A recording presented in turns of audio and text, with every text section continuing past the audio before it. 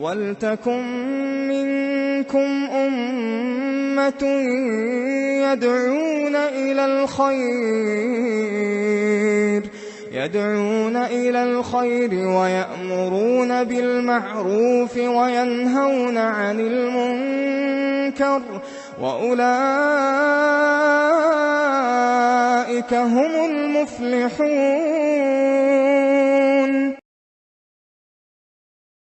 Number 4، کیا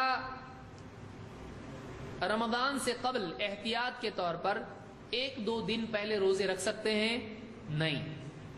کچھ لوگ کہتے ہیں کہ ہمیشہ کنفیوژن رہتا ہے کہ رمضان فلاں دن ہے چاند دکھا نہیں دکھا، ایک علاقے میں دکھا دوسرے علاقے میں نہیں دکھا۔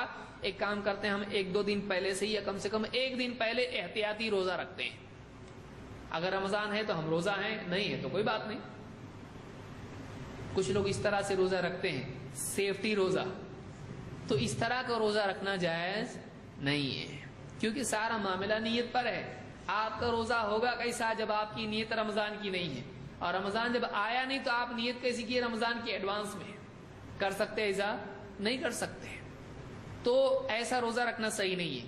اللہ کے نبی صلی اللہ علیہ وسلم فرماتے ہیں اذا انتصف شعبان فلا تصوموا حتى يكون رمضان، جب نصف شعبان ہو جائے، شعبان کا مہینہ آدھا گزر جائے تو تم روزہ نہ رکھو یہاں تک کہ رمضان آ جائے۔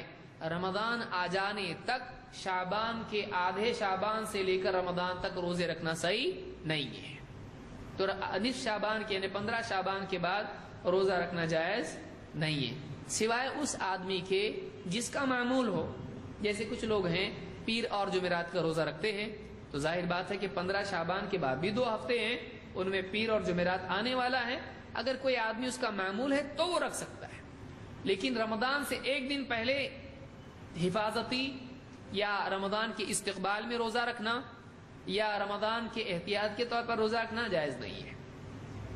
اللہ کے نبی صلی اللہ علیہ وسلم فرماتے ہیں کہ لا يتقدمن احدكم رمضان بصوم يوم او يومين، رمضان سے پہلے 1 یا 2 دن کا روزہ تم میں سے کوئی نہ رکھے، الا ان يكون رجل كان يصوم صومه، الا یہ کہ کوئی آدمی ہو اس کی عادت ہو روزے رکھنے کی، فليصم ذلك اليوم، تو وہ اس دن روزہ رکھ سکتا ہے۔